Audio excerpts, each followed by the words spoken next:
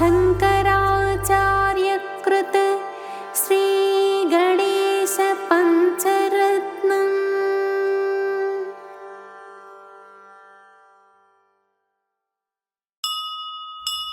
ॐ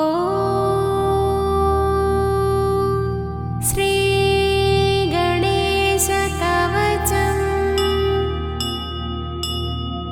गौर्युवाच एषो तेजपलो दैत्यान् बाल्येऽपि नाशयत्यहो। अग्रे किं कर्म कर्तेति न जाने मुनिसत्तमा। दैत्यान्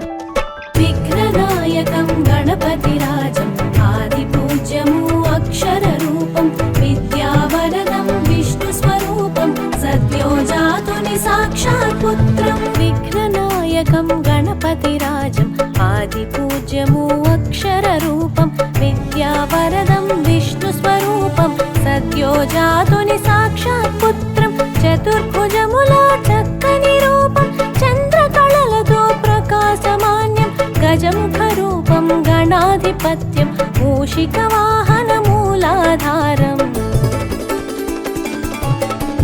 विघ्ननायकं गणपतिराजम् आदिपूज्यमु अक्षररूपं विद्यावरदं विष्णुस्वरूपं सद्यो जातुनि साक्षात् पुत्रं पीताम्बरमुलवस्त्रधारणं मुनीन्द्रसेवितचरणपूजितं षण्मुखनाथुनि भ्राताग्रजं पुस्तकप्रियमु त्रिशूलपाणिं गौरीपुत्रं गुरुगणनाथं सिद्धिबुद्धि सदा प्रियतमं पार्वतीकल्पित प्रणवस्वरूपं परमेश्वरुनितो प्रतिद्वन्द्वमु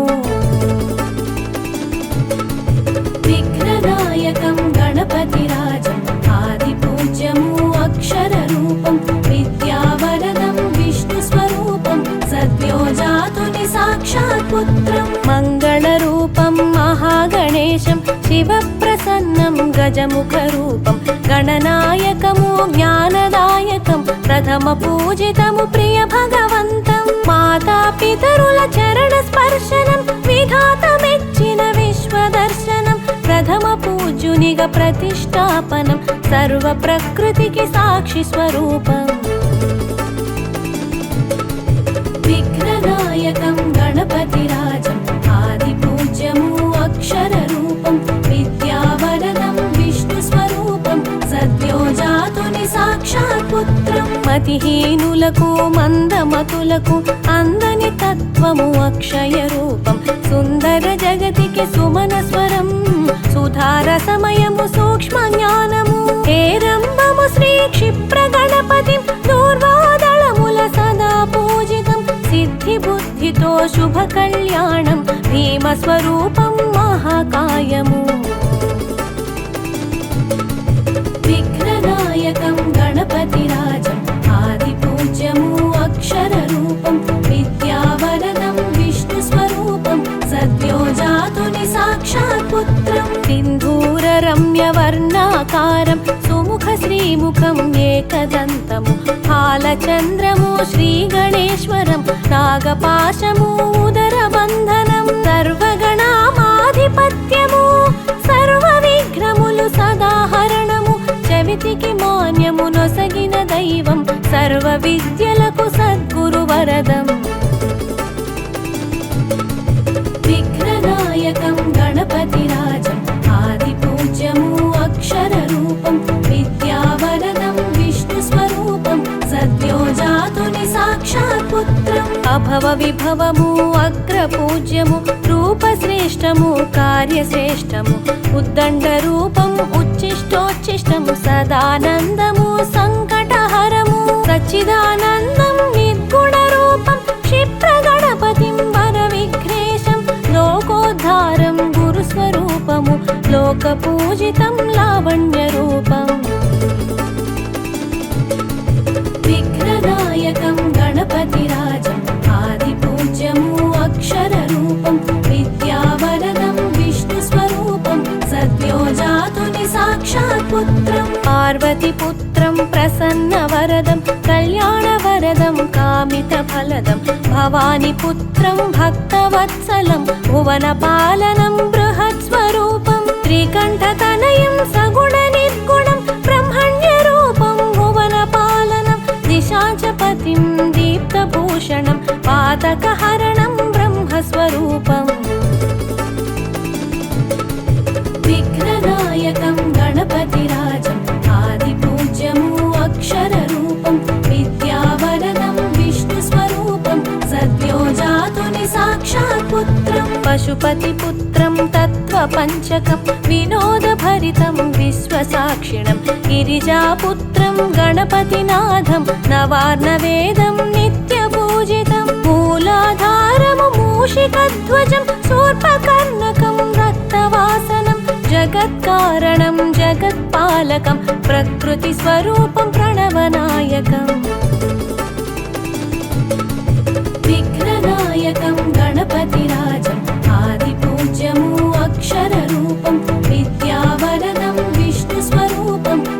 सद्यो जातुनि साक्षात् पुत्रम् प्रातपतये त्वं गणपतये त्वं प्रमथपतये त्वं एकदन्तत्वं विघ्ननाशिनं विजयदायकं शिवसुताय त्वं सूक्ष्मज्ञानितं पार्वतीसुतं पापनाशकं धर्ममोक्षदं अर्धकामदं वाञ्छितफलदं विद्याविनोदं रूपवर्चस्वं रक्षणकवचम्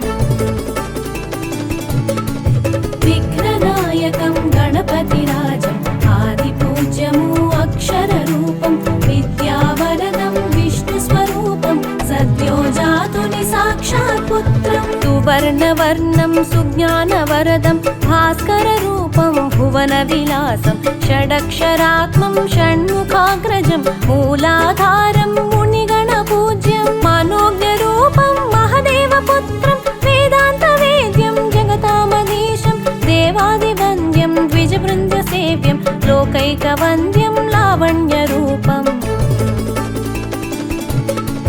विघ्ननायकं गणपतिराजम् आदिपूज्यमु अक्षररूपं विद्यावरदं विष्णुस्वरूपं सद्यो जातुनि साक्षात् पुत्रम् दीप्यान्तरं लीलाविनोदं स्वदन्तकोट्यं निखिलं लिखित्वं सुज्ञानरूपं शुभमिन्दुमौलिं सर्वज्ञसम्पन्नसौभाग्यवरदं मुनीन्द्रवन्द्यं विधिबोधहीनं ब्रह्माहमेकं भ्रमनाशकारम् अजगत्प्रमाणं जगदीशमीशम् अनादिमध्यान्तमपाररूपम्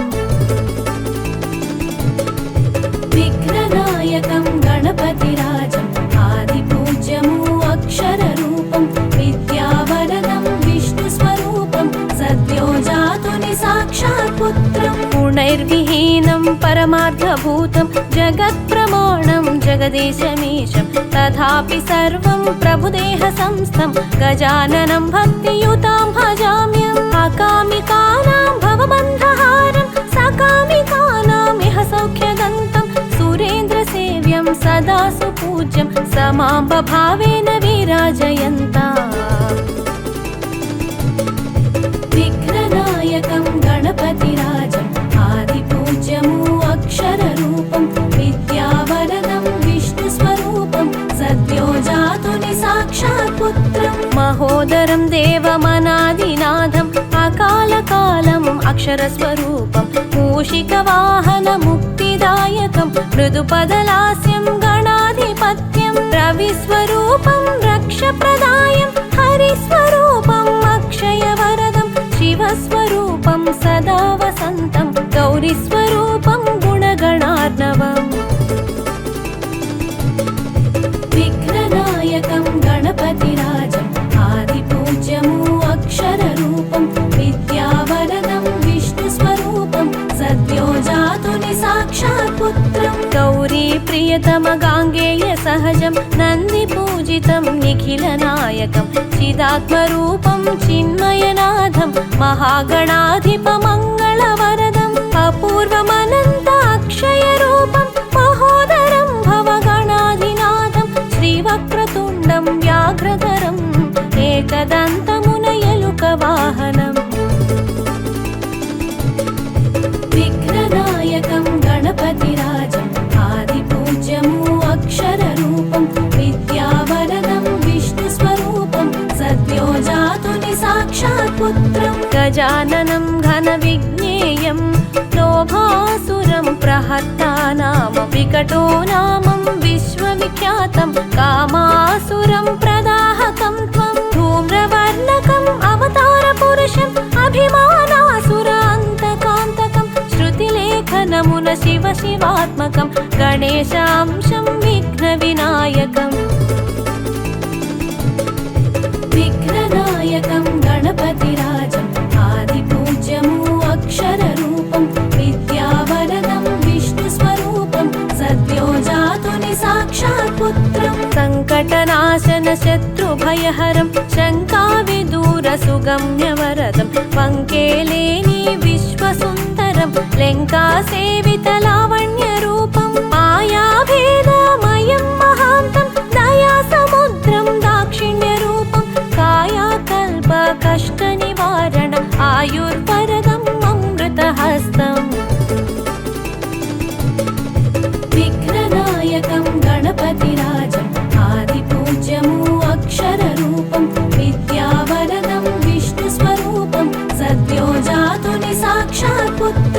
निर्भयं कुरु विजयप्रसादं घनकरुणाकर गुणगणार्णवं दिनमणिप्रकाश दिव्यस्वरूपं शासिमुखदर्शन शापविदूरं गन्धाग्रजं साक्षि गणपतिं वन्द्यदेवेन्द्रं विश्वपूजितं सन्ध्यादेविकी पुत्रसमानं सुगुणानन्दमु शूर्पकर्णमु विघ्ननायकं गणपतिराजम् आदिपूज्यमु अक्षररूपं विद्यावरदं विष्णुस्वरूपं सद्यो जातुनि साक्षात् पुत्रं शान्तिरूपमु शान्तिप्रदातं परब्रह्म परमात्म सुपुत्रमु सर्वभावनं ब्रह्मनायकं शोकविनाशक सौभाग्यवरदं पुत्रं पौत्रं पुरुषार्थवरदं धनधान्य समृद्धि दिव्यप्रदायं धर्मार्थकामादिमोक्षप्रदातं ब्रह्मदायकं परब्रह्मरूपम् विघ्ननायकं गणपतिराजम् आदिपूज्यमु अक्षररूपं विद्यावरदं विष्णुस्वरूपं सद्यो जातुनि साक्षात् पुत्रं ज्ञानार्थवाचक गणेश ब्रह्मं भवबन्धमोचक बलप्रदानमु विपत्तिखण्डन विघ्नवारणं कृपासागरं करुणास्वरूपं गुहाग्रतेजं गुरुतुल्यमानं गणेशप्रसाद घनज्ञानवरदं कुटुम्बसौख्यं कुलवृद्धिवरदं कविं कवीनां वृद्धिं च विद्या विघ्ननायकं गणपतिराजम् आदिपूज्यमु अक्षररूपं विद्यावरदं विष्णुस्वरूपं सद्यो जातुनि साक्षात् पुत्रं प्रणवस्वरूपं परमेशपुत्रं गणपतिनाथं घनदिव्यतेजं प्रणमाम्यहं देवगणाधिपं सिद्धिविनायकं शरणं प्रपद्ये बीजाक्षररूपं भुवनैकपूज्यं लोकेश्वराराध्य लक्ष्यवरप्रदं सर्वमयसम्भव श्रीनिजगात्रं शरणं शरणं शरणं प्रपद्ये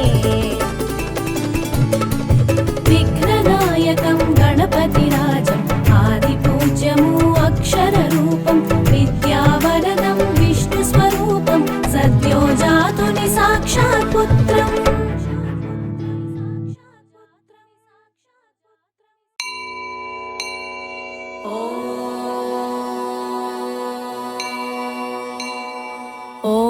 ॐ तत्पुरुषाय विद्महे वक्रतुण्डाय धीमहि तन्नो दन्तिः प्रचोदयात्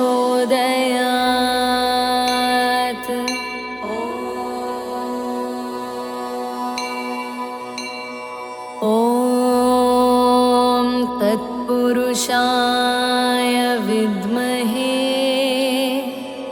वक्रतुण्डाय धीमहि तन्नो दन्तिः प्रचोदयात्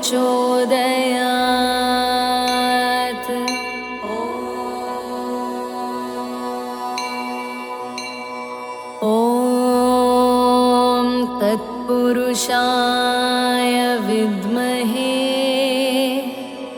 वक्रतुण्डाय धीमहि तन्नो दन्तिः प्रचोदयात्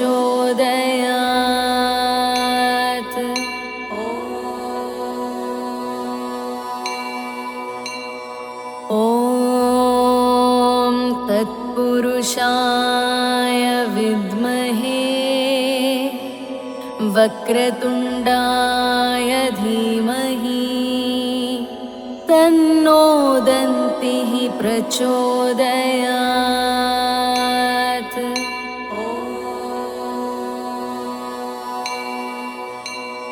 ॐ तत्पुरुषाय विद्महे वक्रतुण्डाय धीमहि तन्नो दन्तिः प्रचोदयात्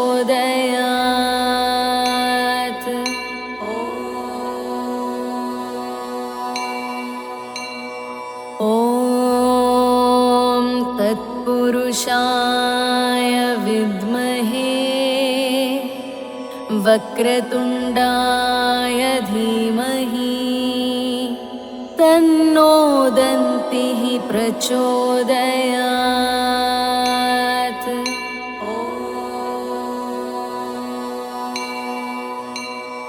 ॐ तत्पुरुषाय विद्महे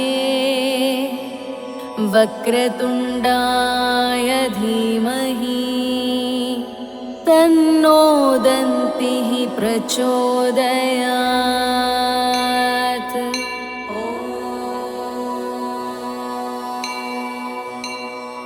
ॐ तत्पुरुषाय विद्महे वक्रतुण्डाय धीमहि तन्नो दन्तिः प्रचोदयात्।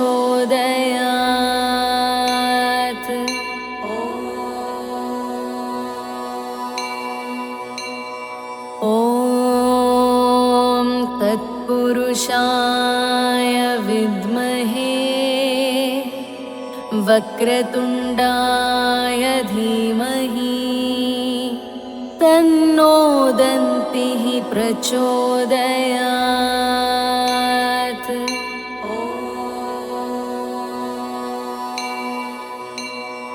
ॐ तत्पुरुषाय विद्महे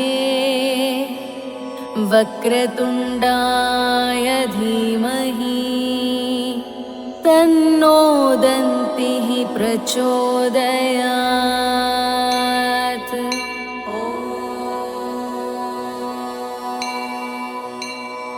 ॐ तत्पुरुषाय विद्महे वक्रतुण्डाय धीमहि तन्नो दन्तिः प्रचोदयात्।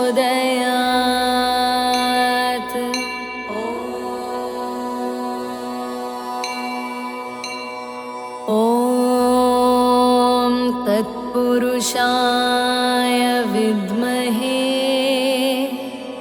वक्रतुण्डाय धीमहि तन्नो दन्तिः प्रचोदयात्।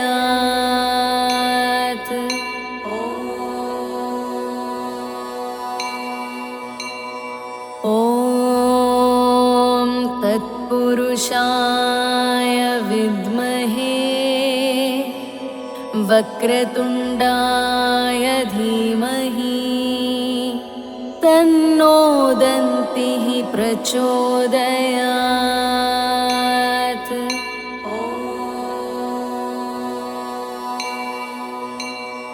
ॐ तत्पुरुषाय विद्महे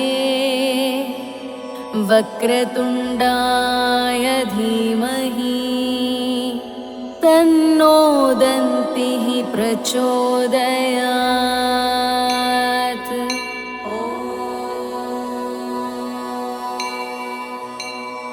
ॐ तत्पुरुषाय विद्महे वक्रतुण्डाय धीमहि तन्नो दन्तिः प्रचोदयात्।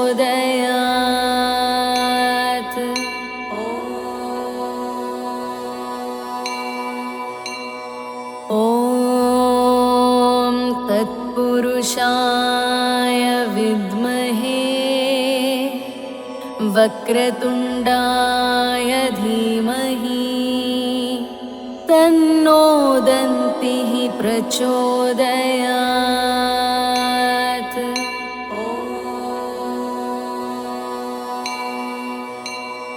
ॐ तत्पुरुषाय विद्महे वक्रतुण्डाय धीमहि तन्नो दन्तिः प्रचोदयात्।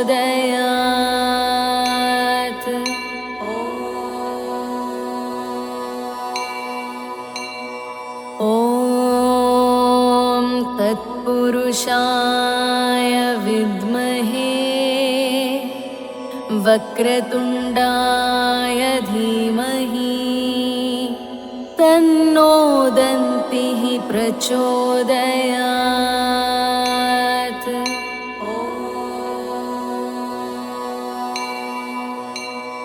ॐ तत्पुरुषाय विद्महे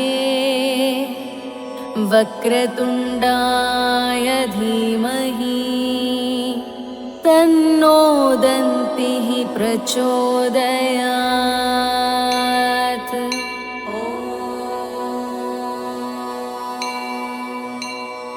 ॐ तत्पुरुषाय विद्महे वक्रतुण्डाय धीमहि तन्नो दन्तिः प्रचोदयात्।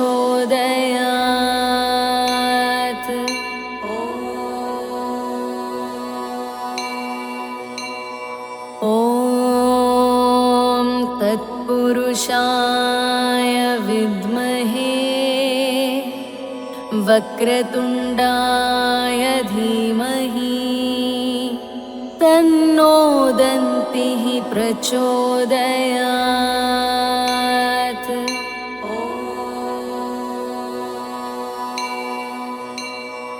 ॐ तत्पुरुषाय विद्महे वक्रतुण्डाय धीमहि तन्नो दन्तिः प्रचोदयात्।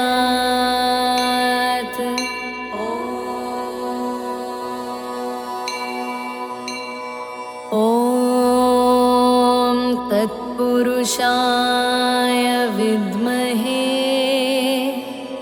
वक्रतुण्डाय धीमहि तन्नो दन्तिः प्रचोदयात्।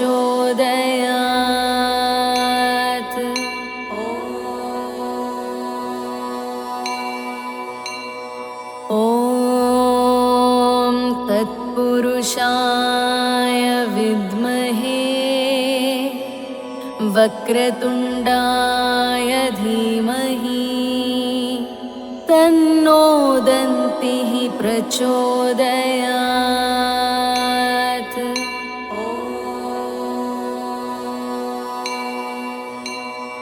ॐ तत्पुरुषाय विद्महे वक्रतुण्डाय धीमहि तन्नो दन्तिः प्रचोदयात्।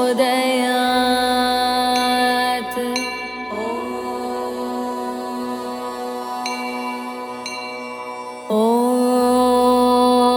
तत्पुरुषाय विद्महे वक्रतुण्डाय धीमहि तन्नो दन्तिः प्रचोदयात्।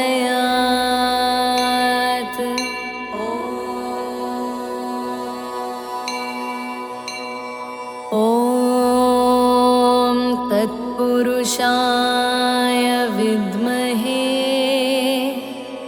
वक्रतुण्डाय धीमहि तन्नो दन्तिः प्रचोदयात्।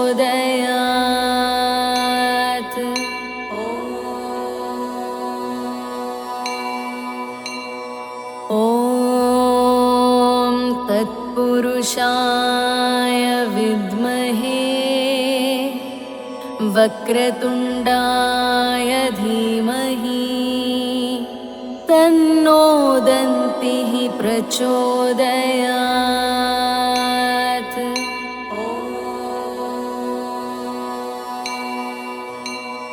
ॐ तत्पुरुषाय विद्महे वक्रतुण्डाय धीमहि तन्नो दन्तिः प्रचोदयात्।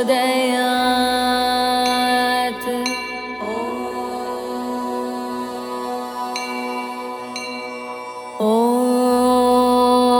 तत्पुरुषाय विद्महे वक्रतुण्डाय धीमहि तन्नो दन्तिः प्रचोदयात्।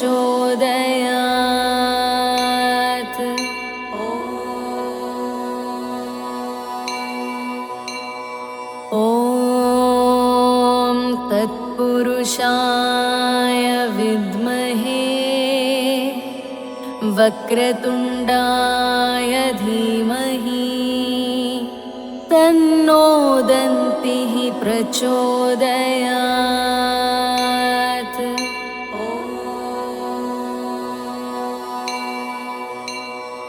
ॐ तत्पुरुषाय विद्महे वक्रतुण्डाय धीमहि तन्नो दन्तिः प्रचोदयात्।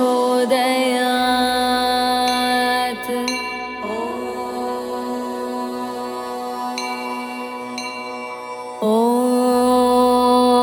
तत्पुरुषाय विद्महे वक्रतुण्डाय धीमहि तन्नो दन्तिः प्रचोदयात्।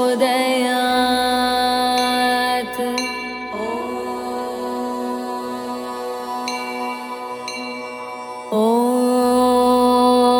तत्पुरुषाय विद्महे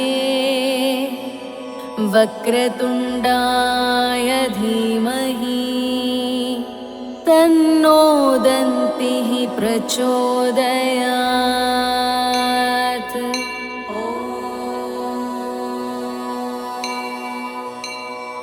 ॐ तत्पुरुषाय विद्महे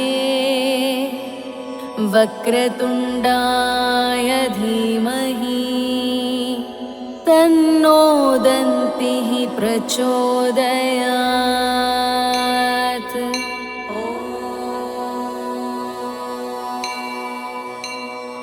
ॐ तत्पुरुषाय विद्महे वक्रतुण्डाय धीमहि तन्नो दन्तिः प्रचोदयात्।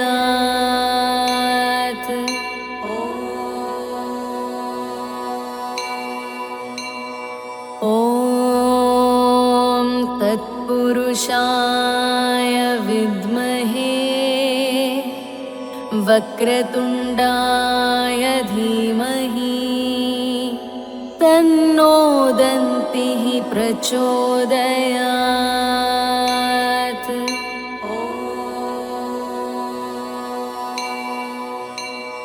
ॐ तत्पुरुषाय विद्महे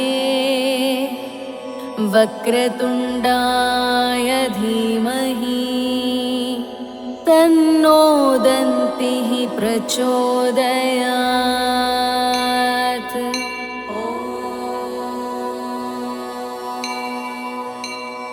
ॐ तत्पुरुषाय विद्महे वक्रतुण्डाय धीमहि तन्नो दन्तिः प्रचोदयात्।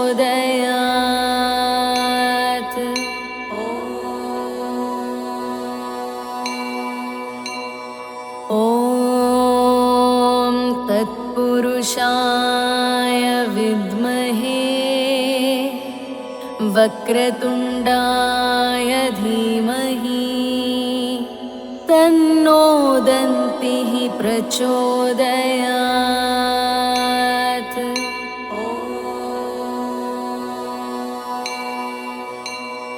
ॐ तत्पुरुषाय विद्महे वक्रतुण्डाय धीमहि तन्नो दन्तिः प्रचोदयात्।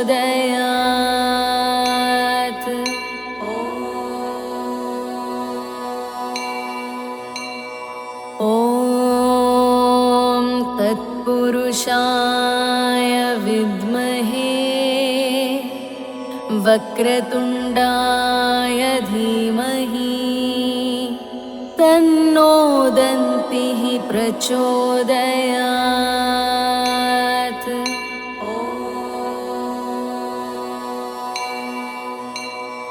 ॐ तत्पुरुषाय विद्महे वक्रतुण्डाय धीमहि तन्नो दन्तिः प्रचोदयात्।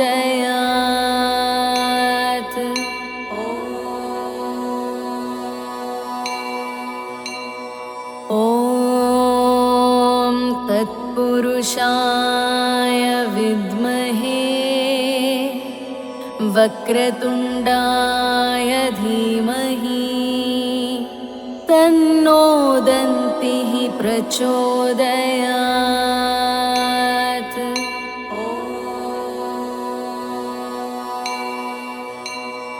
ॐ तत्पुरुषाय विद्महे वक्रतुण्डाय धीमहि तन्नो दन्तिः प्रचोदयात्।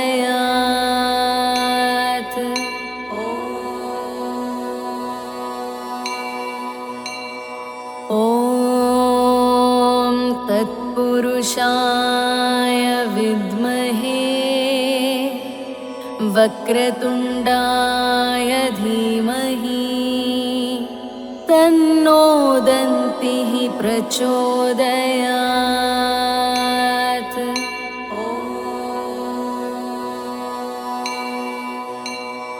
ॐ तत्पुरुषाय विद्महे वक्रतुण्डाय धीमहि तन्नो दन्तिः प्रचोदयात्।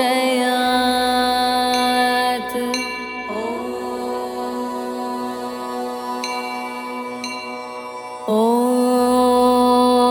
तत्पुरुषाय विद्महे वक्रतुण्डाय धीमहि तन्नो दन्तिः प्रचोदयात्।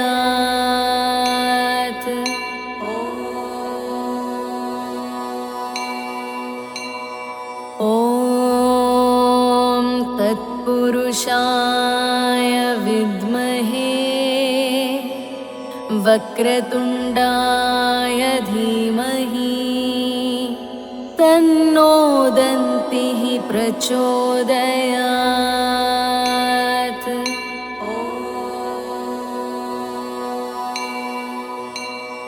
ॐ तत्पुरुषाय विद्महे वक्रतुण्डाय धीमहि तन्नो दन्तिः प्रचोदयात्।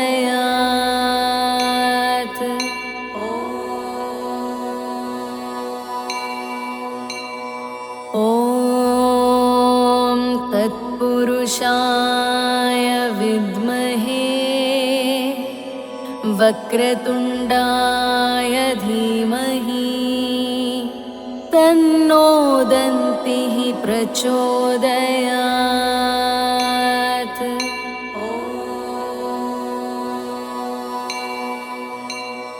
ॐ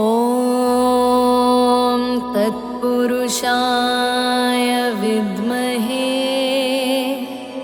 वक्रतुण्डाय धीमहि तन्नो दन्तिः प्रचोदयात्।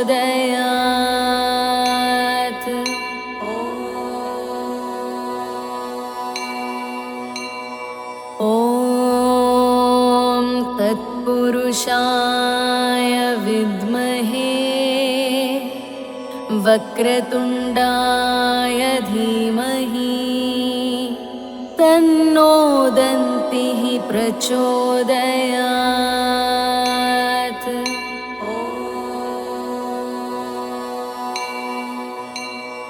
ॐ तत्पुरुषाय विद्महे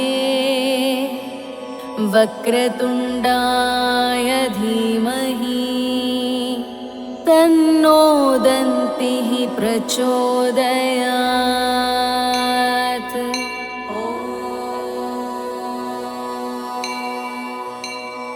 ॐ तत्पुरुषाय विद्महे वक्रतुण्डाय धीमहि तन्नो दन्तिः प्रचोदयात्।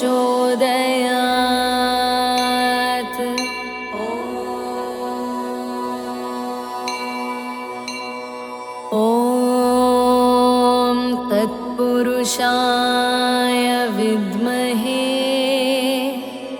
वक्रतुण्डाय धीमहि तन्नो दन्तिः प्रचोदयात्।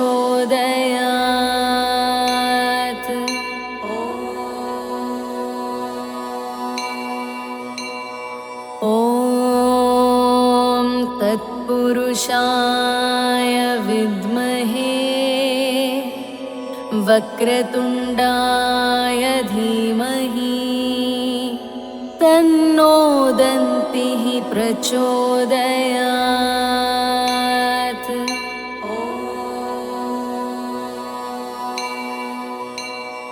ॐ तत्पुरुषाय विद्महे वक्रतुण्डाय धीमहि तन्नो दन्तिः प्रचोदयात्।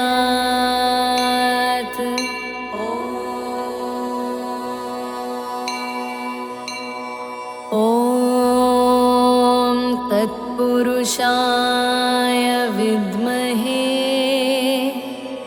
वक्रतुण्डाय धीमहि तन्नो दन्तिः प्रचोदयात्।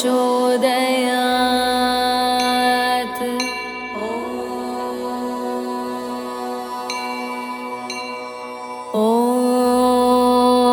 तत्पुरुषाय विद्महे वक्रतुण्डाय धीमहि तन्नो दन्तिः प्रचोदयात्।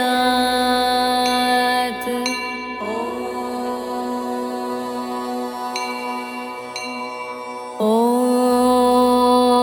तत्पुरुषाय विद्महे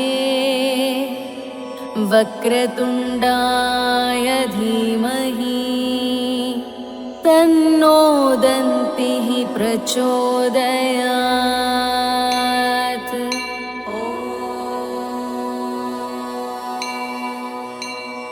ॐ तत्पुरुषाय विद्महे वक्रतुण्डाय धीमहि तन्नो दन्तिः प्रचोदयात्।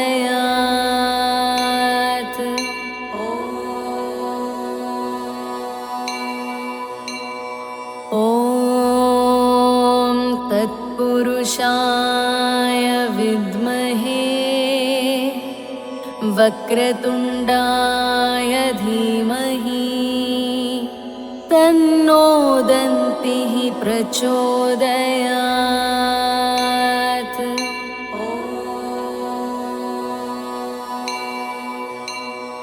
ॐ तत्पुरुषाय विद्महे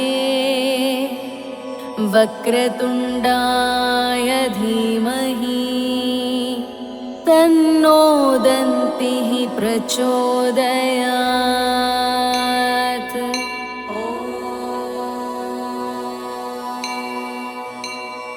ॐ तत्पुरुषाय विद्महे वक्रतुण्डाय धीमहि तन्नो दन्तिः प्रचोदयात्।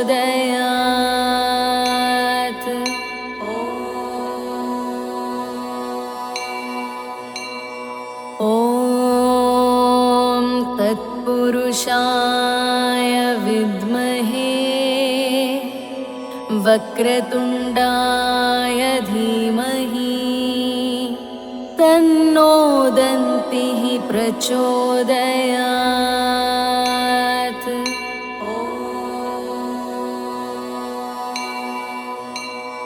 ॐ तत्पुरुषाय विद्महे वक्रतुण्डाय धीमहि तन्नो दन्तिः प्रचोदयात्।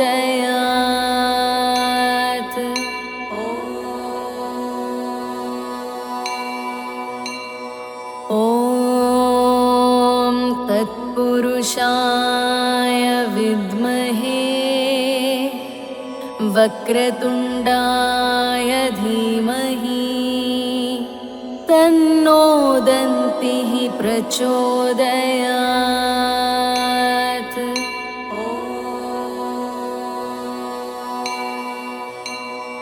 ॐ तत्पुरुषाय विद्महे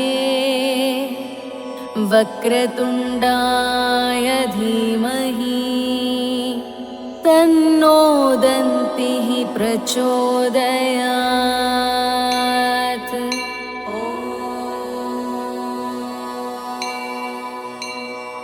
ॐ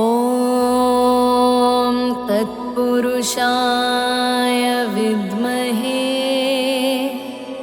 वक्रतुण्डाय धीमहि तन्नो दन्तिः प्रचोदयात्।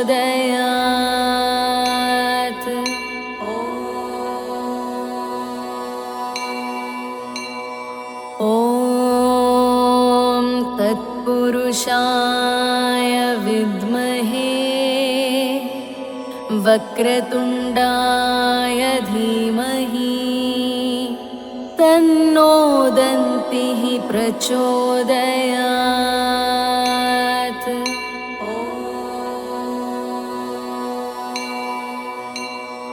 ॐ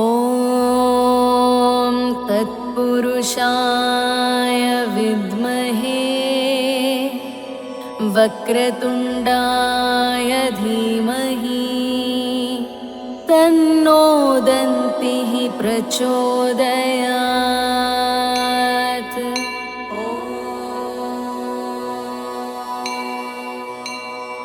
ॐ तत्पुरुषाय विद्महे वक्रतुण्डाय धीमहि तन्नो दन्तिः प्रचोदयात्।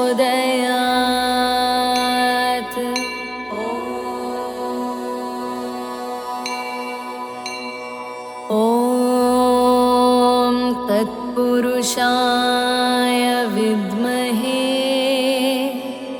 वक्रतुण्डाय धीमहि तन्नो दन्तिः प्रचोदयात्।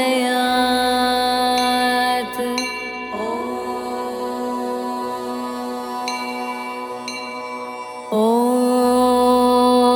तत्पुरुषाय विद्महे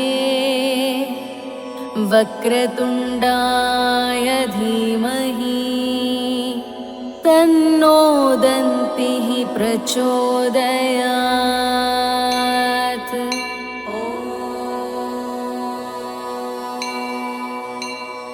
ॐ तत्पुरुषाय विद्महे वक्रतुण्डाय धीमहि तन्नो दन्तिः प्रचोदयात्।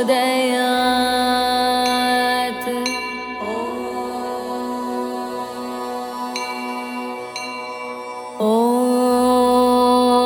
तत्पुरुषाय विद्महे वक्रतुण्डाय धीमहि तन्नो दन्तिः प्रचोदयात्।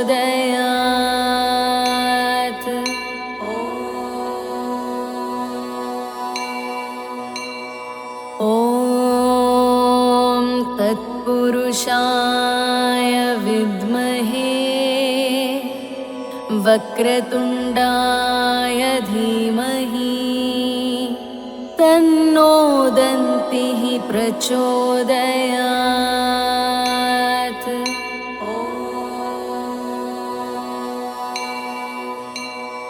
ॐ तत्पुरुषाय विद्महे वक्रतुण्डाय धीमहि तन्नो दन्तिः प्रचोदयात्।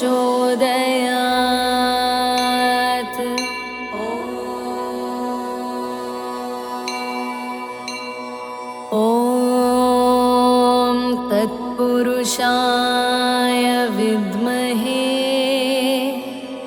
वक्रतुण्डाय धीमहि तन्नो दन्तिः प्रचोदयात्।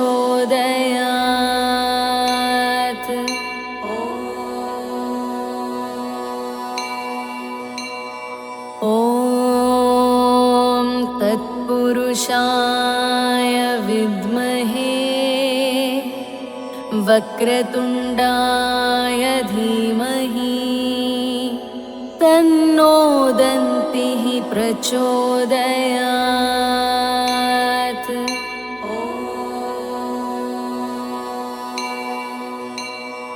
ॐ तत्पुरुषाय विद्महे वक्रतुण्डाय धीमहि तन्नो दन्तिः प्रचोदयात्।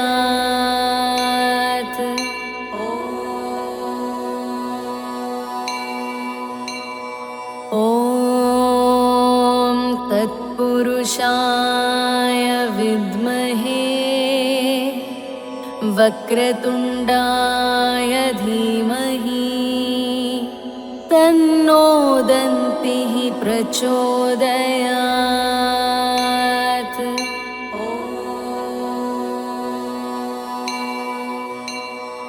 ॐ तत्पुरुषाय विद्महे वक्रतुण्डाय धीमहि तन्नो दन्तिः प्रचोदयात्।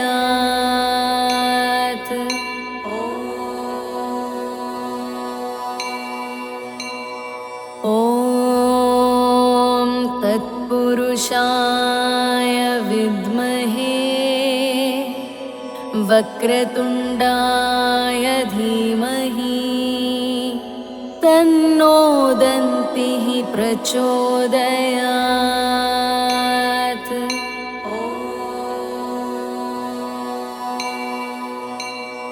ॐ तत्पुरुषाय विद्महे वक्रतुण्डाय धीमहि तन्नो दन्तिः प्रचोदयात्।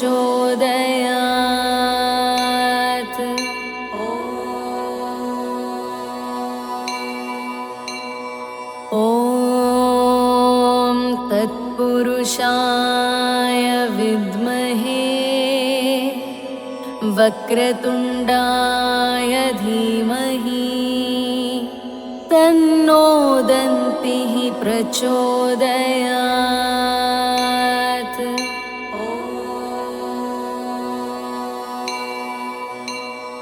ॐ तत्पुरुषाय विद्महे वक्रतुण्डाय धीमहि तन्नो दन्तिः प्रचोदयात्।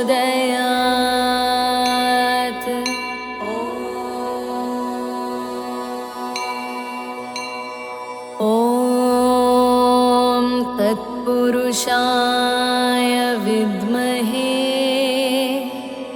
वक्रतुण्डाय धीमहि तन्नो दन्तिः प्रचोदयात्।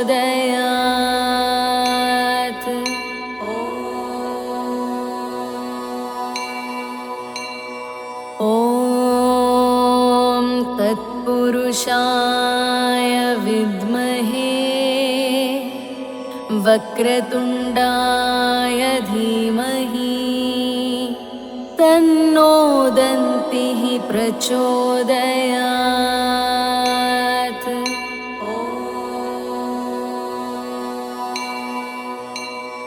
ॐ तत्पुरुषाय विद्महे वक्रतुण्डाय धीमहि तन्नो दन्तिः प्रचोदयात्।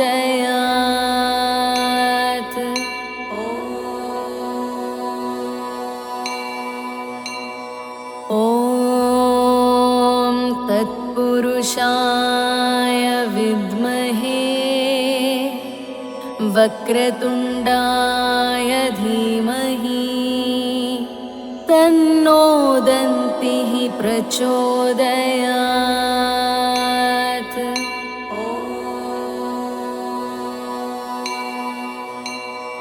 ॐ तत्पुरुषाय विद्महे वक्रतुण्डाय धीमहि तन्नो दन्तिः प्रचोदयात्।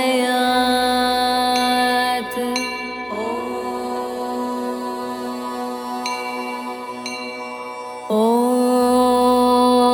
तत्पुरुषाय विद्महे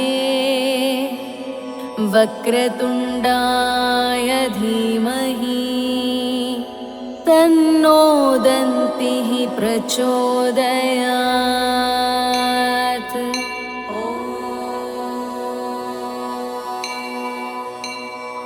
ॐ तत्पुरुषाय विद्महे वक्रतुण्डाय धीमहि तन्नो दन्तिः प्रचोदयात्।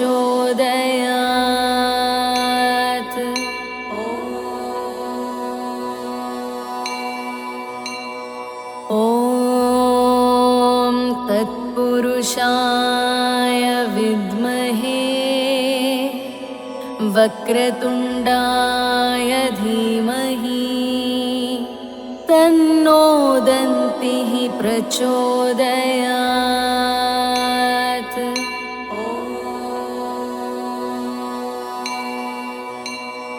ॐ तत्पुरुषाय विद्महे वक्रतुण्डाय धीमहि तन्नो दन्तिः प्रचोदयात्।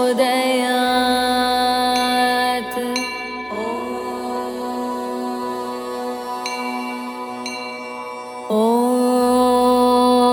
तत्पुरुषाय विद्महे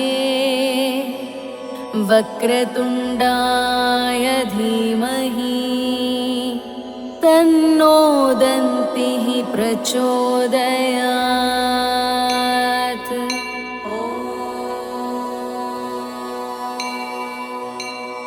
ॐ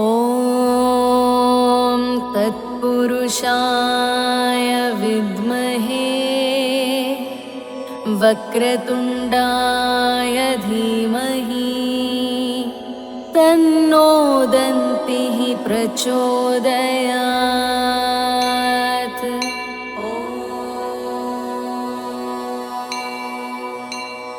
ॐ तत्पुरुषाय विद्महे वक्रतुण्डाय धीमहि तन्नो दन्तिः प्रचोदयात्।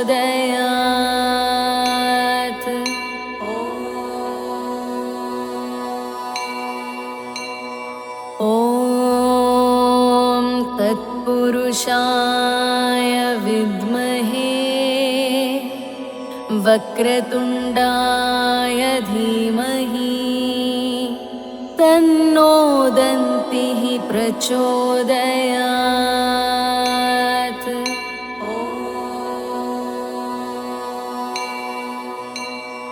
ॐ तत्पुरुषाय विद्महे वक्रतुण्डाय धीमहि तन्नो दन्तिः प्रचोदयात्।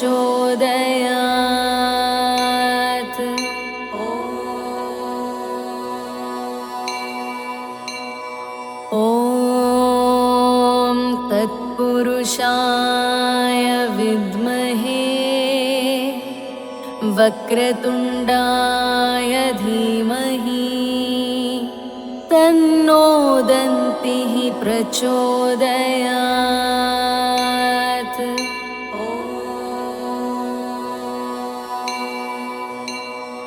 ॐ तत्पुरुषाय विद्महे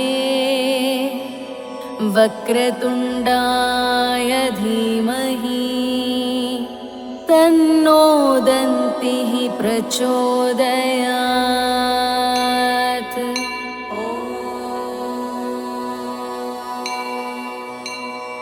ॐ तत्पुरुषाय विद्महे वक्रतुण्डाय धीमहि तन्नो दन्तिः प्रचोदयात्।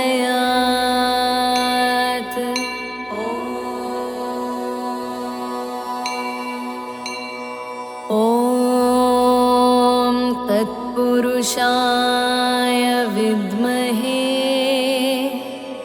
वक्रतुण्डाय धीमहि तन्नो दन्तिः प्रचोदयात्।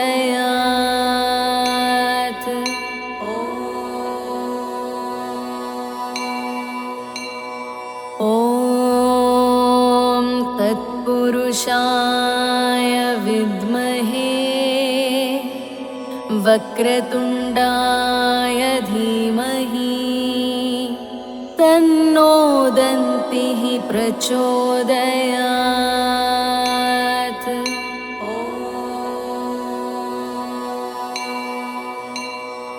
ॐ तत्पुरुषाय विद्महे वक्रतुण्डाय धीमहि तन्नो दन्तिः प्रचोदयात्।